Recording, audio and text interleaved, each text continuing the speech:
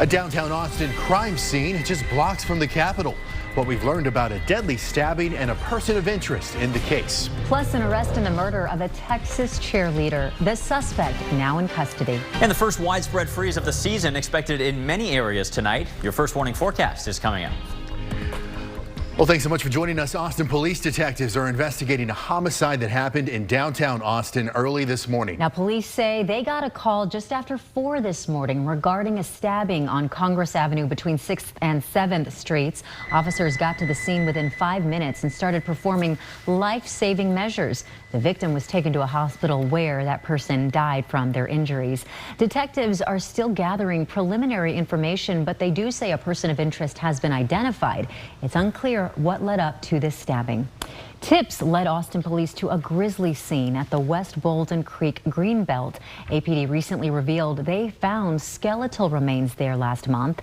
You're looking at video we shot this weekend of the scene where those remains were found.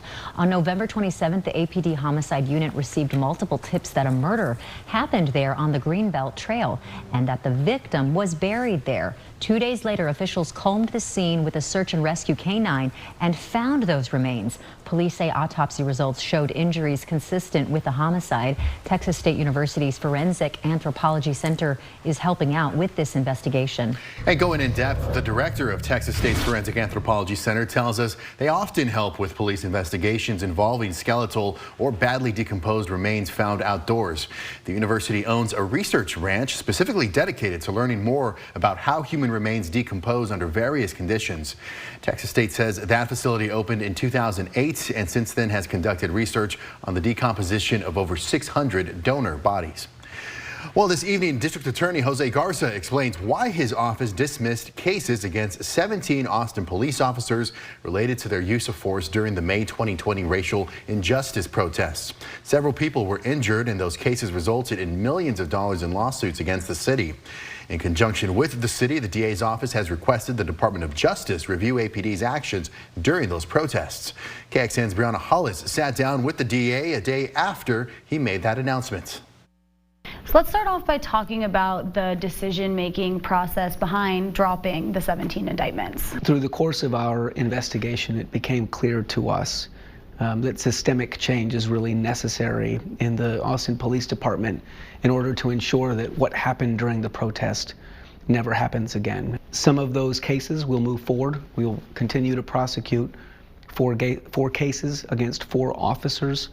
Those cases had aggravating factors from our perspective. The other set of cases, the 17 cases, it became clear to us during the course of our investigation that the conduct there was a byproduct of the systemic change that's really necessary at the Austin Police Department. Let's talk about the people who got hurt Absolutely. During these protests. Yes, please. Have you gotten to speak to any of them regarding this decision? I have. We've spoken with as many of the victims in these cases as we were able to. I was able to personally speak with several of them. And I think I appreciate you asking that. I think it is really important that we remember that there are victims in these cases, that there were people who were seriously and significantly injured.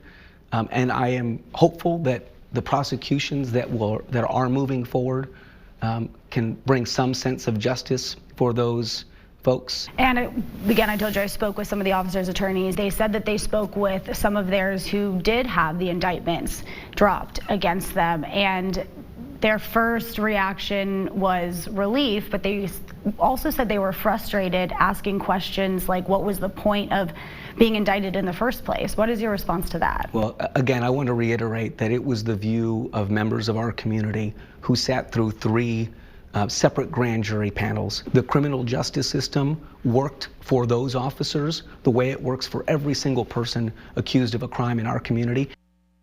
And APD has previously said the protests grew riotous at points, with people throwing frozen bottles at officers and attempting to get onto the interstate. Both the Austin Justice Coalition and various law enforcement groups have called the DA's moves regarding the indictments in general political. We'll have his response to that, as well as insight from the Texas Municipal Police Association tonight after the NFL. One person was killed in a crash involving a semi-truck this morning on FM 969. Austin Travis County EMS says it happened near the intersection of Blue Bluff Road and FM 969. Officials saying 2 people were involved in that crash. One person died at the scene and another was taken to a hospital with potentially serious injuries. TxDOT says both the east and westbound lanes of that road were closed due to the crash. A man is now charged with capital murder in the death of a Texas cheerleader. 16-year-old Lizbeth Medina was found dead in a bathtub in her mother's apartment in the city of Edna on Tuesday. Edna is southwest of Houston. Police announced today they arrested Rafael Romero yesterday. They say he was found in Schulenburg, that's southeast of Austin, after some help from the community. Romero is being held at the Jackson County Jail. First warning weather with Chief Meteorologist David Yeomans. Well, a gorgeous, cool winter evening with incredibly clear skies and great visibility. Notice the sun getting a little low over the fall colors in Westlake Hills. Totally clear skies and cool temperatures on the Lorenz and Lorenz 360 cam.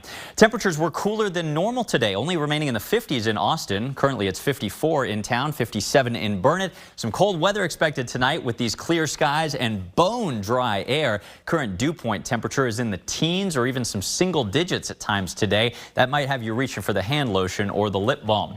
With these conditions, the temperatures are going to drop very quickly for holiday light shows tonight, including Mozart's. By 8 p.m., we're out in the 40s. Be sure to bundle up if you're heading out to get in the spirit on a Sunday evening. Coming up, we have a freeze warning in effect for pretty much the entire area. I'll show you where we wake up the coldest. It may surprise you, and also some heavy rain expected later this week. David, thank you so much. And with those temperatures David is talking about expected to drop to near freezing heading into tomorrow, the city of Austin announced today that its overnight cold weather shelters have been activated. Cold weather shelters are activated when overnight weather meets a certain criteria, like when temperatures are 32 degrees or colder, or 35 degrees with rain, or 35 degrees with a wind chill of 32 or colder. Now, you can still register for shelter services tonight between 6 and 8 p.m. at One Texas Center that is located on Barton Springs Road. Cap Metro says they will help those registered with transportation from One Texas Center to their shelter. A group of UT Austin students are having a firsthand impact on engineering and design work for Austin's upcoming Project Connect light rail system. UT civil engineering students worked during the fall semester regarding part of the Lady Bird Lake for the upcoming trail system. Students helped design walking and biking trails and also the area to meet existing trails. To see a project that you design actually get physically used and having the intended effects of improving traffic or improving cycling or improving movement in the city is a really, really prideful feeling. So I'm looking forward to them feeling that when this project happens. And Project Connect leaders say they want to continue collaborating with engineering students to help them get real-world experience before entering the profession. We want to make sure we bring those students in, get them that exposure, and so that when they come in, they can actually step into the roles that we're in. And digital reporter Kelsey Thompson has more details on this project online at KXAN.com. Up next, we're checking in on the devastation in Tennessee after tornadoes swept through the Nashville area last night. After a historic and busy year for Texas lawmakers, the state capitol is decking the halls for the holiday season. The efforts that went into a unique Christmas at the Texas House. Welcome back. At least 6 people, including a toddler, were killed after multiple tornadoes swept through Tennessee last night. This video was taken by a viewer in Madison, Tennessee, which is a suburb of Nashville. You can see a tornado moving through at nighttime, reportedly hitting transformers, resulting in that green and blue glow, and then that huge explosion. How terrifying. And look at the devastation left behind. Roofs torn off, cars destroyed, and power lines knocked into the road. Dozens more people were injured near Nashville and in the town of Clarksville. Some of that damage looking like powerful tornadoes. This all happened well northeast of our area. You can see the string of tornado reports on the map grouped from Nashville over to southern Kentucky. Just reading through the storm reports from the Storm Prediction Center, and one of those tornadoes up in southern Kentucky was on the ground continuously for more than 13 miles. Typically when we get a brief tornado around here, might be on the ground for just 1 mile. Back here at home, though, a lovely, cool day in the wake of the weekend cold front that left us only in the 50s today. This was actually the first December afternoon we've had so far, cooler than normal at only 59. Still not a drop of rain, but that's going to change. I'll walk you through the wettest weather since October and some cold weather tonight when we come back. Well, here's a live look at the state capitol. Hanukkah is in full swing, and the capitol is celebrating the holiday with a ceremony this afternoon. Now, we have some video from the state capitol's south lawn where the Texas Capitol menorah lighting ceremony is underway right now. They actually already lit it. Governor Greg Abbott delivered remarks before the lighting of the shamash, or the servant candle, of the Capitol's menorah. The governor was joined at today's ceremony by local faith leaders. Texas lawmakers are finally home for the holidays after a historic year here in Austin. This year, the Texas legislature was in session for more days than ever before, leaving them working during December for one of the only times in history. And their work cut into some of the usual festivities over at the Capitol. Our Ryan Chandler shows us how the Capitol crew is adapting. It was nearly the session that stole Christmas, but the Capitol is finding some fun amid the fighting. We wanted to make sure, too, that we still brought the spirit of Christmas to the House floor, regardless of how many special sessions we're in. So. Long before December, Sergeant-at-Arms Kara Coffey starts the search for Christmas cheer. Her team scouts a tree each summer and spends the downtime of December bringing it to life. Basically, the Santas of the house. But like everything in Austin this year, it's not like usual. We're not normally here in December. Here's last year's tree and this year's tree. Lawmakers still had work to do on that floor, after all. With unprecedented sessions going on, we really were having a plan B, C, and D in our back pockets for this. On the House's, albeit smaller, tree, big reminders of their purpose. Members have constituents back home design an ornament to show off their district, representing the diverse regions and religions of Texas. Take Uvalde Representative Tracy King's, a symbol of strength for Uvalde, and the families celebrating their second Christmas without their loved ones. Reminders of the work still left to do. They may be back sometime after the holidays, but until then, every Texan can enjoy a unique Christmas in the Texas House. To be able to still bring Christmas to the House and pivot and work with the weirdness of 2023, but still be able to create these memories for the public and for our members and their families, I think is still huge. Ryan Chandler, KXAN News. The Texas legislature has worked in December only 7 times in history. The last time was in 1992. Governor Abbott has previously threatened to call lawmakers back in January or February to try and pass his plan for education savings accounts. Well, hey guys. Hey guys. Hey.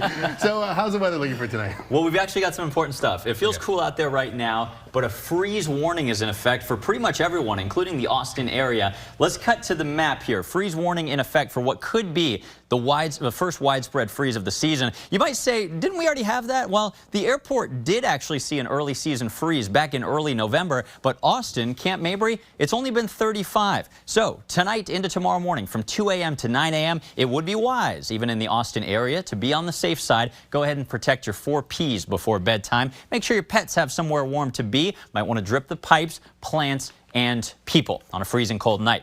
Now, our meteorologist Nick Bannon put together a little perspective on if this is early or late, and this would kind of be a late first freeze for our area in the Hill Country. This typically happens in early or mid-November. Eastern counties, the average first freeze is also well behind us. Notice this little urban heat island in Austin and down in San Antonio, but even our average first freeze is already in the rearview mirror in early December, so we're kind of overdue for it, to be honest.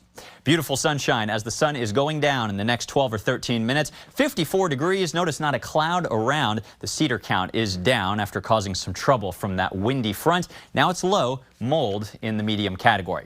So when we look for a freezing cold night, a couple things can change that, keeping us warmer. One would be a blanket of clouds. I sure don't see that, and that's not going to change overnight. But another thing that can stir up the atmosphere and keep us from totally bottoming out, it is wind. Right now, we still have a 5 to 10 mile per hour wind blowing from the north. That will settle down as the sun sets. But overnight tonight, especially in the Hill Country, as the Arctic high pressure shifts east of I-35, we may actually see a little south wind developing. Now, I still want you to prepare for a freeze out there, but as you can see here, Dripping Springs, Burnett, if we do see that light south wind materialize, it could actually keep the hill country slightly warmer than the rest of us. 32 is our forecast tonight in Austin. Some of the coldest air actually east of I-35 with some upper 20s to start your morning tomorrow.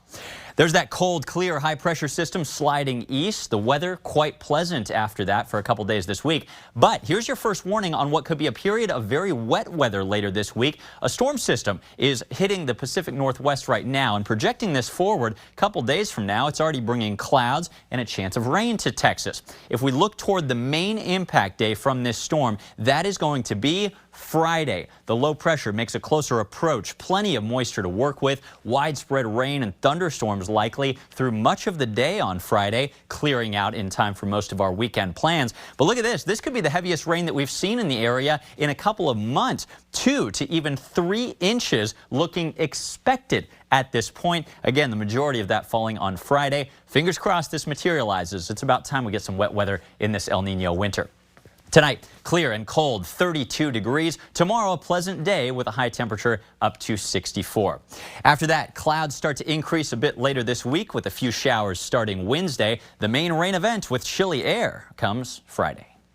This is KXAN Sports, brought to you by Thomas J. Henry. Good evening. It is the showdown tonight in Arlington. You can watch it right here on KXAN. Sunday Night Football, Cowboys and Eagles, and the Cowboys trying to avenge that loss in Philly about a month ago. They had so many chances to win that game, but in the end, they come up short. Now, though, just a game back, they've rattled off 4 consecutive wins since the loss. Philadelphia coming off a loss. So, again, Cowboys 2 losses, or 3 losses, rather. Eagles with 2. So much on the line. All eyes have been pointing to this one for a while. Yeah, because these are the moments that we've prepared for, to be honest with you. I mean, not that we didn't for all these other past games, but, you know, we understood that we need all of these games. But this is the stretch in the season when you look at the schedule that you had to be excited about. And obviously, as the season has played out and the numbers have gotten where they've gotten, you see the division right here in potential grabs. You see the other playoff teams that you're going to play in the back end of this thing is. These are the moments that we've prepared for, we've built for, that we've worked this culture for, this brotherhood, and that's why we've got to be detailed. That's the focus to this team. Obviously, there's going to be a lot of noise. Other people are going to try to make it different than maybe what it is for us. But for us individually in this locker room, it's about playing our best ball right now, so we can use that momentum as we move forward. This afternoon, the Texans in New York, Garrett Wilson, the Lake Travis Cavalier, and C.J. Stroud, the former Ohio State teammates. And then the Jets, well, their offense has been anemic, but they got it going after a scoreless first half, and it was ignited by a 3rd and 12 pass from Zach Wilson to Garrett Wilson, and that leads to the first score of the game. Randall Cobb, touchdown Jets. And then the Jets, they go up 14-0 before Devin Singletary punches it in. Extra point, no good. Here come the Jets again. Suddenly they're an offensive juggernaut. Breece Hall with the touchdown. Then things go from bad to worse for the Texans. C.J. Stroud hit. Watch the head right here. He was taken out of the game into concussion protocol. Not sure of his status for the Titans. Tough loss for D'Amico Ryans and the Texans as they go to the Titans next week. We're back after this. Texas volleyball team, they are going back to the Final Four. Another amazing run for the Longhorns after that marathon match against Tennessee Thursday, taking on Stanford, a team that's been tough on the Longhorns, including this year, beat Texas in Austin. And the Longhorns get off to that solid start. Watch right in the middle, Asia O'Neal on her way down, gets the winner, and Texas takes a 1-zip lead in this one. Then Stanford, you knew they would not go quietly, and the Cardinal come back to win the second game. So now you get that pivotal third game to give a team a 2-1 lead, and Texas jumped out to an early lead. And there it is, Madison Skinner, the Big 12 Player of the Year. So now just trying to close it out and avoid that white knuckler of a 5th set, and the Longhorns do just that. There it is. Ball hits the cord, and Texas celebrates. They are the defending national champs, and they will get a chance. They're a win closer from another shot at a national title. They're headed to Tampa to take on Wisconsin Thursday. We're back after this.